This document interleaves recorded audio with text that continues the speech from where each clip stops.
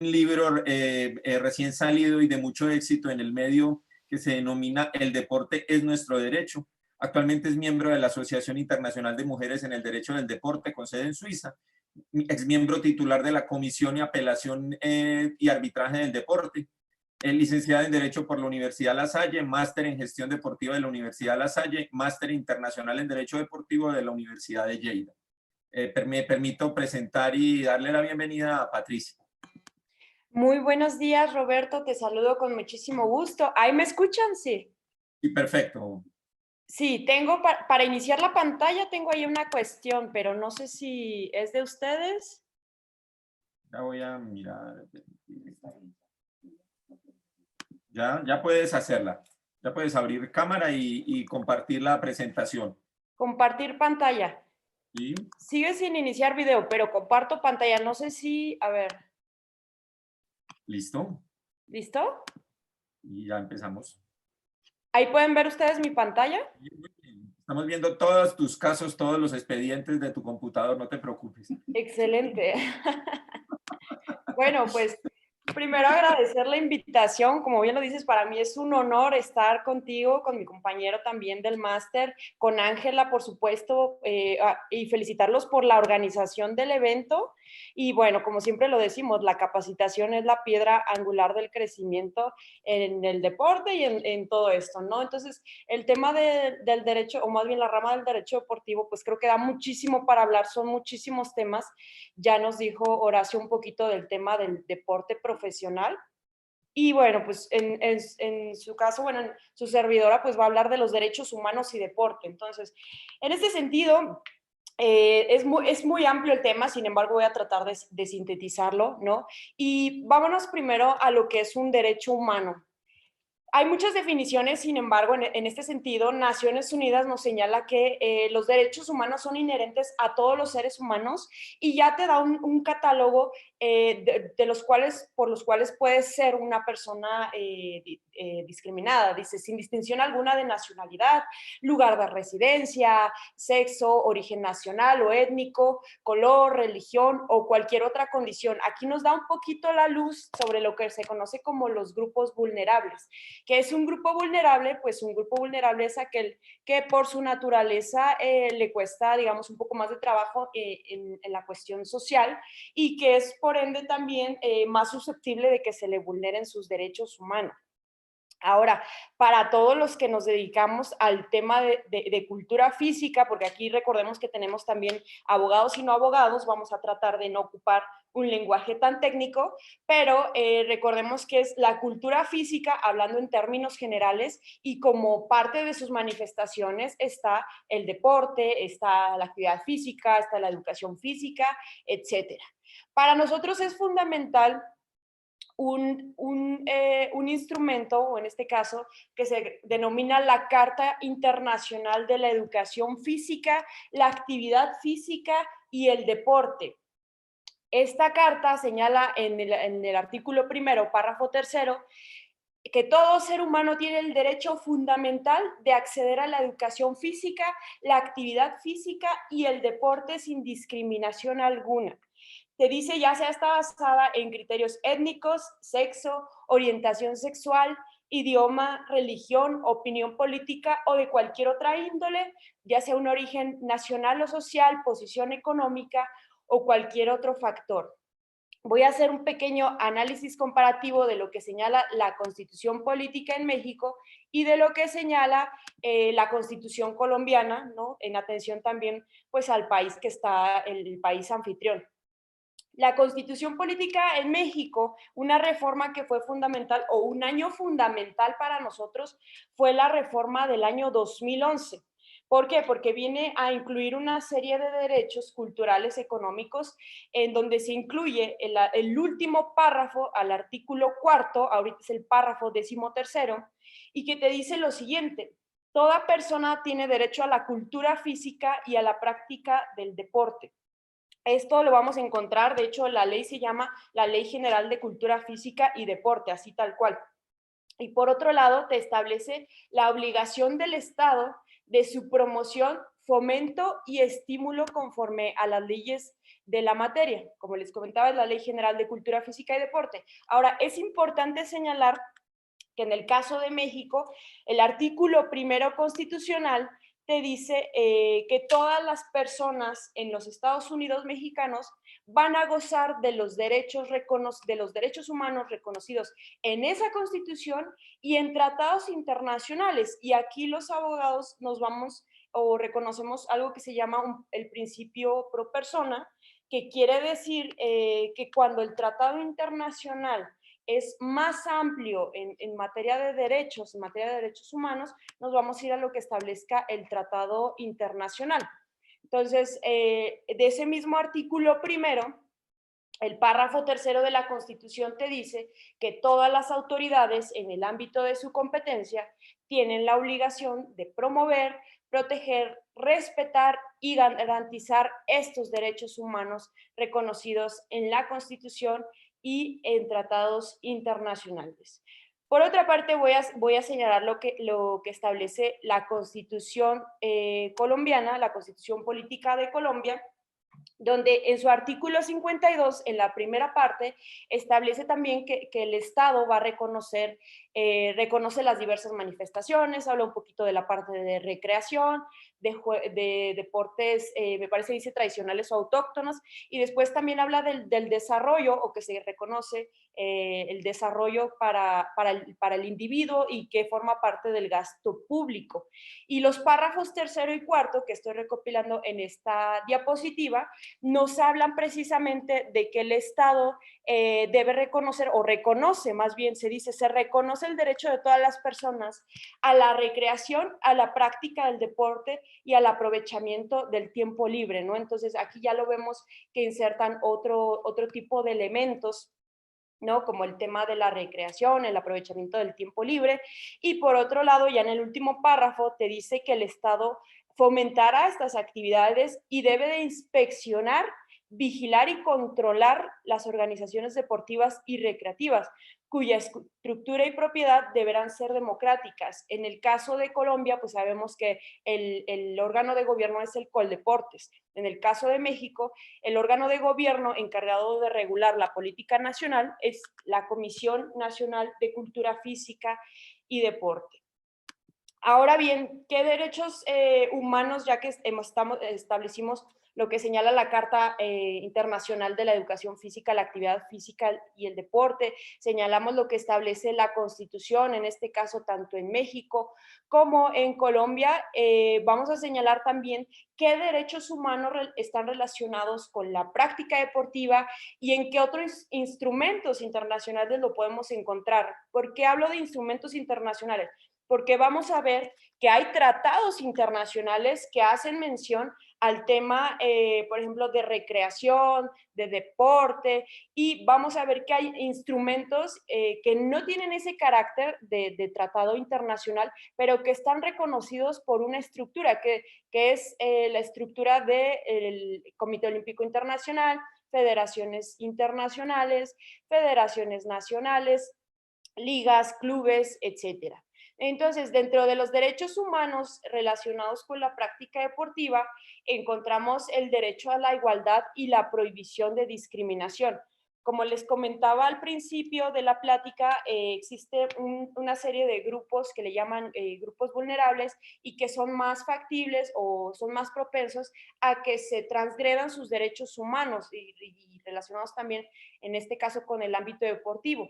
Por ponerte el primero de los casos, hablando de las niñas, niños y adolescentes, tenemos que, como parte también de la, perdón, le di hacia atrás, como parte también de la normatividad que tenemos a nivel internacional y que está a nivel de tratado, está la Convención sobre los Derechos de los Niños, que te habla del esparcimiento, del juego y de las actividades recreativas. Sin embargo, un instrumento que tenemos dentro del deporte, es la Carta de los Derechos del Niño en el Deporte, que si bien no tiene el carácter de un tratado, sí es un instrumento que para los que nos dedicamos al área deportiva sirve como referencia.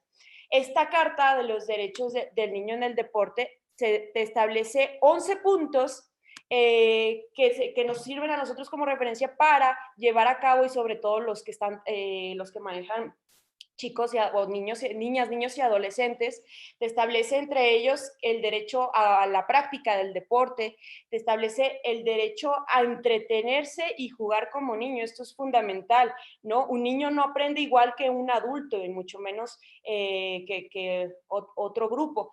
También te establece el derecho a aprovechar un ambiente sano, ¿no? También es muy importante, y vemos también en el desarrollo, en las actividades deportivas de los niños, cuántas veces no vemos al papá o la mamá medio partido gritándole al árbitro. Entonces, todo ese tipo de cuestiones pues afectan el sano desarrollo. De hecho, hay un derecho reconocido para los niños, niños y adolescentes, que es el derecho al sano esparcimiento. ¿Esto qué quiere decir? Que la niña, niño o adolescente tiene que tener todos los elementos para un desarrollo integral: cultura, educación, actividades deportivas, inclusive desde la formación. Y esto es importante no mezclarlo, la formación visto desde el punto o desde el punto de vista de la educación física. Aquí el papel que juega el formador es fundamental, ¿no? Otro derecho que establece esa carta es derecho a ser tratado con dignidad, por supuesto, como cualquier persona, derecho a ser entrenado por personas competentes. Esto también es fundamental. Decíamos, no es lo mismo poner cargas de entrenamiento a adultos deportistas, a niños deportistas. También tiene derecho a entrenar de acuerdo a sus ritmos de entrenamiento. Vemos que muchas veces a los chicos se les sobreentrena, ¿no? Y para esto quiero sacar un comentario de una especialista que me decía, dice, es que los niños son como ligas, dice, te pueden aguantar altas cargas de entrenamiento, sin embargo, en algún momento pues se van a romper y ya no van a querer saber nada del tema deportivo, ya deja inclusive, ya incluso del alto rendimiento, ya hablamos ya incluso a nivel ya recreativo. También tiene el derecho de competir con individuos y con jóvenes que tengan las mismas posibilidades de éxito, ¿no? Tiene derecho a que se le adapten las competencias. Por eso muchas veces vemos deportes como fútbol rápido, deportes que se han adaptado precisamente a la realidad de un niño. Al final de cuentas, en este caso,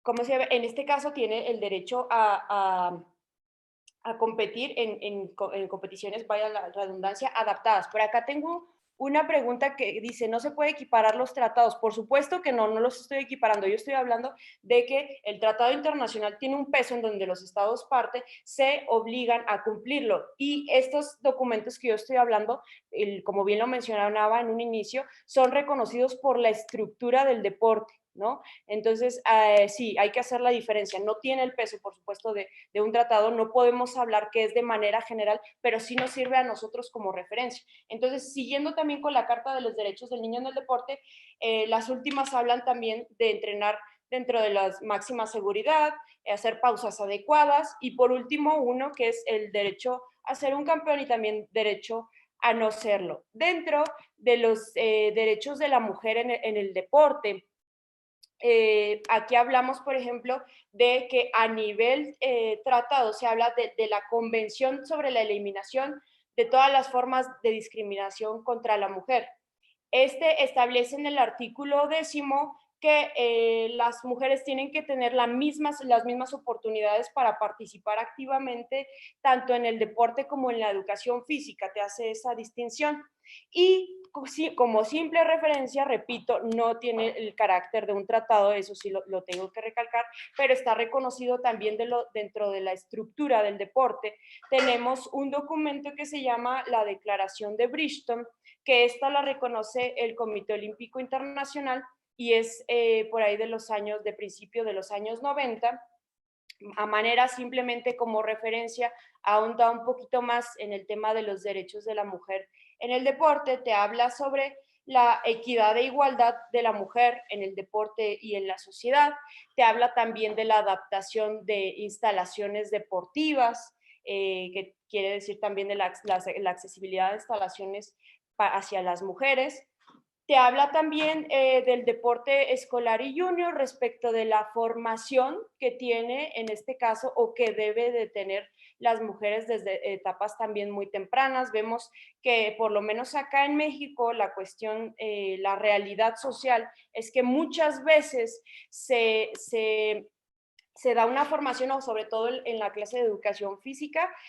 Aquí, por ejemplo, no se le ha dado el peso que corresponde, y algunos, por ejemplo, compañeros igual allá de Colombia me han comentado también que en el tema de formación no se le ha dado el peso que corresponde. Muchas veces a las niñas se les pone, se les da una cuerda para saltar a la cuerda, y a los chicos se les da un balón cuando tiene que ser una clase formativa, ¿no? También otro de los derechos habla del derecho a la participación en la cuestión social y sobre todo en la cuestión deportiva.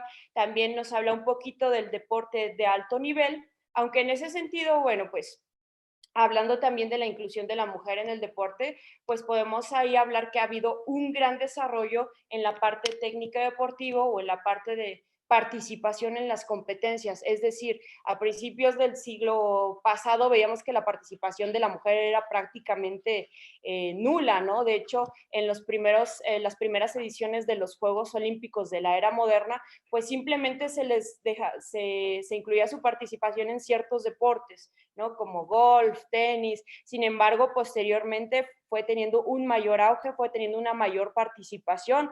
Ya hacia los años 70 vemos la participación de la mujer, por ejemplo, en los maratones. Entonces, ese tema ha venido en crecimiento muy importante. Sin embargo, a nivel, por ejemplo, directivo, a nivel de autoridad, pues ha tenido también mucho, pues ha tenido avances. Sin embargo, pues también falta mucho que ver en esa cuestión de dirección del deporte. También se habla un poquito de la formación y de la educación respecto de que las mujeres también tienen el derecho de ser formadas, de la investigación, que tiene que ser a la par tanto de hombres como mujeres, ¿no? El tema también, aquí me regresé, perdón, el tema también de recursos, la asignación de recursos que se le da al deporte para mujeres que para hombres, y sobre todo la cooperación internacional que tiene que tener. Recordemos que hablando, por ejemplo, en este caso, como bien lo comentábamos,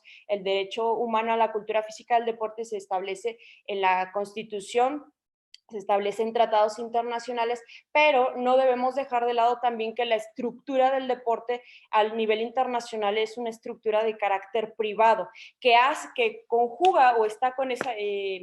sirve con esa dualidad de cooperación con los estados, ¿no? En su caso, lo que decía, por ejemplo, en Colombia por parte del órgano de gobierno que es Coldeportes, pero en el caso de México pues está la Comisión Nacional de Cultura Física y Deporte, que te dice la ley, es el órgano que regula la política nacional en el tema de cultura física, pero que a su vez también tiene que estar en cooperación o no contravenir la estructura a nivel internacional. Eh, dicen por acá algunos comentarios. Acá lamentablemente no hay clases de educación física en la primaria, por eso ocurre eso. Este tema es fundamental, y regresando un poquito a los derechos de las niñas, niños y adolescentes. Hablando también de otro de los derechos, ahorita lo vamos a retomar, relacionados con el derecho humano a la cultura física, también hablamos de el tema de la educación. A final de cuentas, la Organización Mundial de la Salud establece dentro de sus recomendaciones que las niñas, niños y adolescentes tienen que practicar aproximadamente 1 hora diaria, dice 60 minutos diarios de actividades físicas y deportivas altas o con alto, ¿cómo se llama? Alto nivel. En este sentido, pues evidentemente el tema de formación es uno de los temas fundamentales también en la cuestión de educación. Y de hecho, les platico un poquito, esta reforma del 12 de octubre del año 2011 en la Constitución Política de los Estados Unidos Mexicanos viene porque precisamente fue una reforma, de hecho, fue un año fundamental para la reforma de derechos humanos. Sin embargo, desde los años 90 ya se venía hablando, ya se venía discutiendo sobre el peso que tenía que tener el derecho a la cultura física en la Constitución como un derecho fundamental. Entonces, aunque se decía que estaba insertado dentro del derecho a la educación, dentro del derecho a la salud, ¿no? A final de cuentas, pues también se determinó incluirlo dentro de estos derechos culturales y económicos también que estuvieron insertos en el año 2011. Otro de los grupos vulnerables que también se ve y dentro de los derechos humanos relacionados con la práctica deportiva es el grupo de las personas con discapacidad. Aquí... No, pues creo que pasa es que yo como me salí con la Aleja. Entonces, para eso me dijo... No, ay, por ahí se escuchó algo, sí, ¿verdad? Adelante, perdón.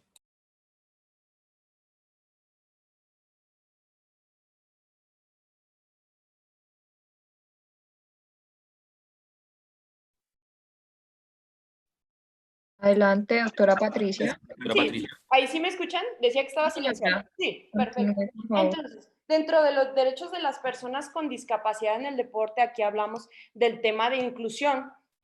Por ejemplo, la Constitución Política de los Estados Unidos Mexicanos te dice en el artículo primero, último párrafo, que está prohibida cualquier tipo de discriminación y te habla de diferentes sectores, ¿no? Te habla de las personas con discapacidad, de las preferencias sexuales, edad, género, etcétera, origen étnico, que ahorita vamos a ver más adelante. Respecto de estas personas, es importante señalar que existe un documento, ¿no? A nivel también de tratado de convención, dice la Convención sobre los Derechos de las Personas con Discapacidad. Este es fundamental, es del año 2006, de hecho muchos países ya lo ratifican en el año aproximadamente, en México fue 2008, y te habla en el artículo 30, es el numeral, es la letra E, te habla sobre 5 acciones que los estados partes tienen que tomar o tienen que llevar a cabo para que las personas con discapacidad puedan ser incluidas dentro de las actividades, y te habla de manera muy general, actividades recreativas, deportivas y de esparcimiento. Las 5 acciones que te señala esta convención son las siguientes. Dice, los estados partes tienen que o deben buscar la inclusión de las personas con discapacidad en las actividades deportivas en todos los niveles. Muchas veces se nos viene a la mente, ¿no? O generalmente cuando hablamos de deporte adaptado, generalmente se nos viene a la mente también el tema del alto rendimiento, ¿no? Sin embargo, vemos también que como el deporte convencional, y esto es importante decirlo porque he escuchado muchas personas, inclusive autoridades, que hablan o más bien no utilizan el término correcto de persona con discapacidad, que es lo primero que te dicen, utilizan diferentes términos como de capacidades diferentes, personas discapacitadas, hasta el minusválido, el ciego, lo cual es incorrecto. El término correcto es persona con discapacidad, ¿no? Y hablando en este caso de deporte, es el deporte adaptado, ¿no? Que no es lo mismo tampoco que el deporte paralímpico, que ya ahí ya estamos hablando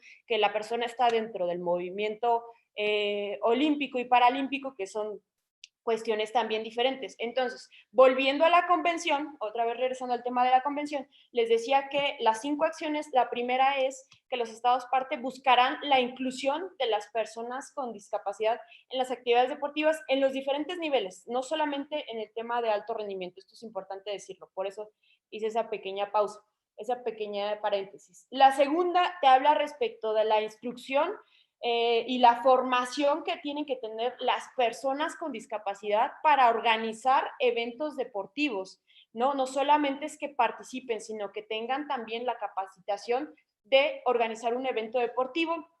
El tercer punto que es fundamental, ¿no? Y que seguramente, bueno, en México y en muchos países de Latinoamérica, no en todos, es importante decirlo, adolecen, el tema de las instalaciones deportivas. Porque cuántas veces no hemos visto la falta de accesibilidad de instalaciones deportivas para personas con discapacidad. Te dice la convención que los estados parte deben de asegurar la accesibilidad, ¿no? Entonces muchas veces vemos esta arquitectura ilógica que existe en muchas instalaciones deportivas. Está la rampa y luego está el poste, o están rampas sumamente inclinadas, ¿no? Que parecen ahora sí que castigo o manda para las personas con discapacidad. De hecho, esta convención, dentro de los principios, te habla precisamente del principio de la autonomía, es decir, las personas con discapacidad pueden, en este caso, llevar a cabo sus actividades, entre ellas las deportivas, sin ningún tipo de ayuda. Esto también es importante comentarlo. Otro de los puntos que también es fundamental es el punto cuarto, que habla sobre las niñas, niños con discapacidad y que tienen que tener los mismos derechos que los demás niños respecto a las actividades deportivas. Evidentemente, aquí obviamente se habla de una cuestión, por eso se habla de una cuestión adaptada en actividades deportivas. O sea, si bien no pueden hacer los mismos movimientos, los mismos ejercicios, sí se tienen que adaptar a sus circunstancias. El sistema actual, por ejemplo, en materia de educación en México, la Suprema Corte acá en México, ya ha señalado que el sistema educativo debe ser de carácter inclusivo, es decir, no podemos separar, o de acuerdo al criterio, no podemos separar entre la educación especial y la educación que no es especial en este caso, pero en el tema de actividades deportivas te dice esta convención que se tiene que tener mucho cuidado, sobre todo en el sistema escolar, ¿no? A mí me han platicado N cantidad de casos sobre los niños, por ejemplo, que están en silla de ruedas, que tienen una discapacidad motriz, que es el término, y que al momento de la clase de educación física, pues es muy fácil el profesor decirle, ¿sabes qué? Quédate aquí porque simplemente pues, no puedes hacer lo mismo que a tus compañeros. Inclusive una experiencia que me platicaba una alumna es que a una hija suya la ponían a darle de comer a los otros niños ya que no podía salir a hacer actividades físicas. Entonces es fundamental también el tema y ahí se cruza con lo que decíamos de los derechos de los niños, con la Convención sobre los Derechos de los Niños. Y el último punto que te establece esta convención sobre los derechos de las personas con discapacidad es el acceso que tienen que tener las personas a los servicios de las personas que organizan eventos deportivos, ¿no? Nuevamente nos habla también del tema de inclusión en actividades, en la formación, en instalaciones y en este caso en la organización de eventos deportivos. Hay otros grupos, dentro de los grupos vulnerables, por ejemplo, están los adultos mayores. Como bien les decía, la Organización Mundial de la Salud ha señalado, por ejemplo, en el caso de adultos mayores, que se tiene que realizar 150 minutos semanales de algún tipo de actividad física, sobre todo para la cuestión de fortalecimiento del sistema inmunológico, la cuestión de pues las articulaciones, toda la cuestión del equilibrio, etcétera, etcétera. Existe también en lo que decíamos la Carta Internacional de la Educación Física, la actividad física y el deporte, que esto es fundamental para los que nos dedicamos al tema, que establece también que se tienen que incluir posibilidades de inclusión adaptadas a adultos mayores. Ahí te habla, de hecho, de manera muy general, desde la edad preescolar, adultos mayores, inclusive en la cuestión de juegos tradicionales autóctonos, que ahorita lo vamos a tocar en comunidades y pueblos indígenas. Y también está lo que se conoce como el Plan de Acción Internacional sobre el envejecimiento, que este fue en Madrid en el año 2002, que también te habla precisamente de que los adultos mayores o algunos, bueno, así lo maneja, respecto de que la inclusión en las actividades deportivas como parte precisamente de un mejoramiento en la calidad de vida en este sector. Ahora bien, dentro de la comunidad LGBT o LGBTI, digamos, así que es dependiendo, no hay a nivel internacional como se conoce como LGBT, que es también la cuestión de la diversidad sexual. Como tal, a nivel internacional existen tratados internacionales, pero que no hablan del tema ni de actividades físicas, ni de esparcimiento, ni de actividades deportivas. Sin embargo, un tema aquí controversial, y solamente lo toco ahora sí que por encima, porque es un tema también que da para muchísimo, ha sido el tema o el trato que se le ha dado a los atletas transexuales. No me voy a meter mucho en el tema porque, repito, es muy amplio, pero aquí, por ejemplo, el Comité Olímpico Internacional, dentro de la estructura del deporte, ha señalado también ciertos parámetros para aquellos atletas que quieran participar, sobre todo hablando de mujeres, por ejemplo, nacidas mujeres que se reasignan al sexo masculino, pero bueno, como repito, no ahondaré un poquito más en el tema. Sin embargo, a nivel constitucional, por ejemplo, se establece, les decía, el artículo primero, último párrafo, la prohibición de discriminación, y te habla, una de las cuestiones es, en este caso, por preferencias sexuales. Esto es importante señalar que también se modificó a principios de esta década, o sea, durante muchos años no estuvo ahí, pero precisamente derivado de todas estas reformas se incluyó el tema de la prohibición de discriminación por preferencias sexuales. En el deporte lo vemos mucho, en muchos deportes donde lamentablemente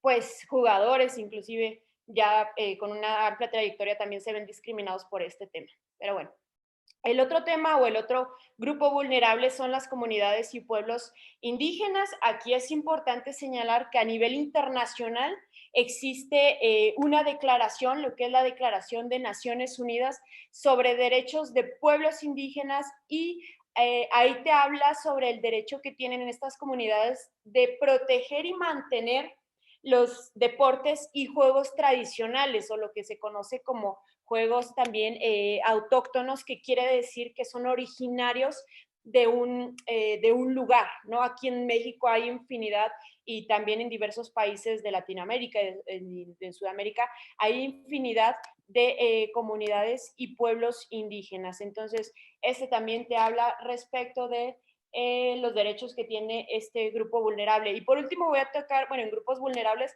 el tema de las personas en reclusión.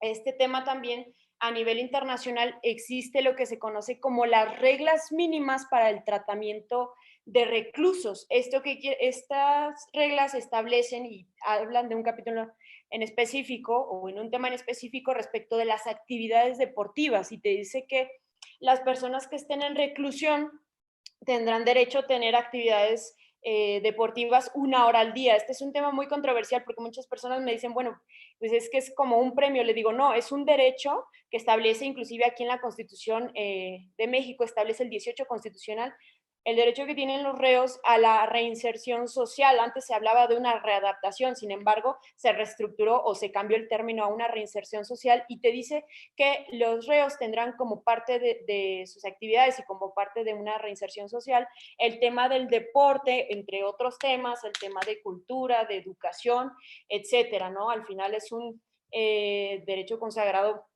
en la Constitución, ¿no? Y a nivel internacional, como les comentaba, está este instrumento. Entonces, aquí cierro el parte de grupos vulnerables y ahorita me voy con los demás derechos, pero sí quiero hacer ahí la aclaración, no equiparé el instrumento, digo, perdón, el tratado internacional o los demás instrumentos. Hice la aclaración que hay instrumentos o hay documentos a nivel internacional que tienen el peso de un tratado, ¿no? Y hay otros instrumentos que reconocen la estructura, como por ejemplo la Carta de los Derechos del Niño en el Deporte, que no tiene el peso, por supuesto, de un instrumento internacional, pero que para los que estamos en el ámbito deportivo es importante también tenerlo como referencia, porque esto lo reconoce una estructura privada, que es el Comité Olímpico Internacional, federaciones internacionales, nacionales, clubes, ligas, etcétera.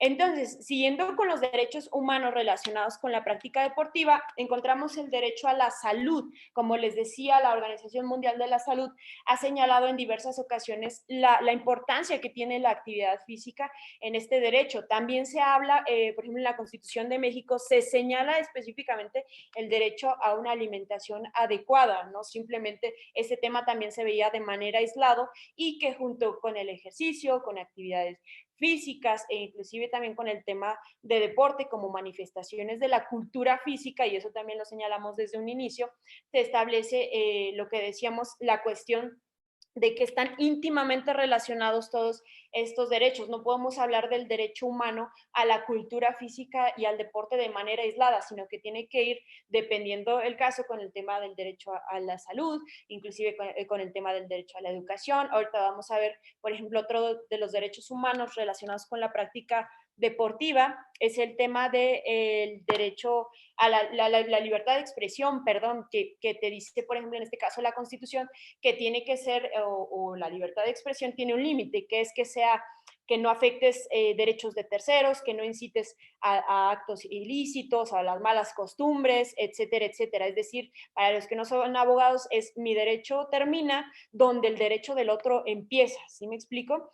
Y eso se da muy común en el deporte, ¿no? Y también por eso puede haber procedimientos sancionatorios bajo, evidentemente, siguiendo las formalidades del procedimiento, ahorita lo voy a retomar, pero porque muchos atletas agarran y se avientan a decir, es que el presidente de la federación tal es un ratero y esto, y a final de cuentas sí tienen la libertad de expresión, pero no pueden hacer, o tiene un límite esa libertad de expresión.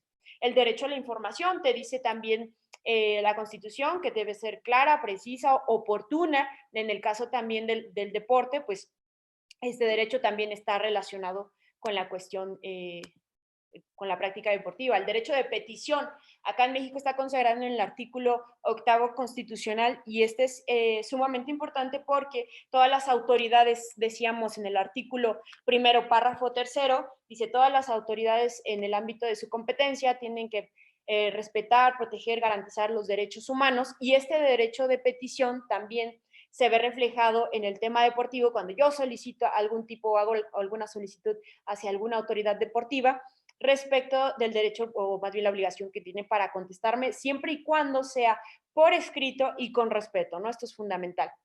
El derecho de asociación, que este va en dos vertientes, tanto en la parte positiva como en la parte negativa. La parte positiva es que yo tengo el derecho a asociarme, o en este caso, a pertenecer a una asociación deportiva, ¿no? Hablando ya del tema específicamente deportivo, y la parte al final negativa, que no tienen, o sea, no tendría por qué, o más bien no tengo la obligación, digamos, de estar en una asociación deportiva. Ahora, ¿qué sucede? Si no estoy, o sea, yo puedo practicar cualquier deporte, ¿no? Yo puedo decíamos, ¿no? Yo practiqué muchísimos años karate y puedo seguir practicando, pero, por ejemplo, si no estoy en una asociación reconocida, aquí en México es la Federación Mexicana de Karate y Artes Marciales, y a su vez está la Asociación de la Ciudad de México y otros estados. Si no estoy en esa estructura oficialmente hablando, pues mis resultados puedo ser muy buena, pero mis resultados deportivos pues no van a tener ahora sí que ese reconocimiento, ¿no? O ese peso oficial, ¿no? Dentro del derecho al trabajo, el cual es muy amplio, y ya nos habló un poquito Horacio,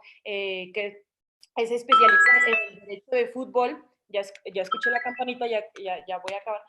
En el derecho de fútbol, pues se habla de también la cuestión en el deporte profesional, la seguridad social, y que va de la mano también con el derecho a la imagen, ¿no? Que muchas veces en el caso del deportista profesional se utiliza, o tiene el derecho a que si se usa la imagen, pues también el obtener que sea bajo su consentimiento y con una remuneración, si es el caso.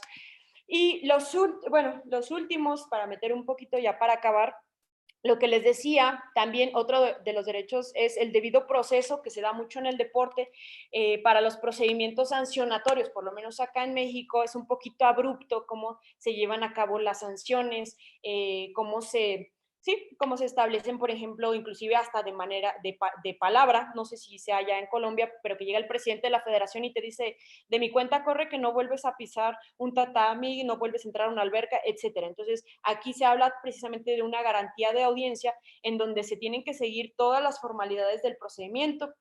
Se le tiene que notificar al presunto infractor, así se le llama, que está sometido a un procedimiento sancionatorio, que se le va a llevar a cabo una audiencia donde él desahogue sus alegatos.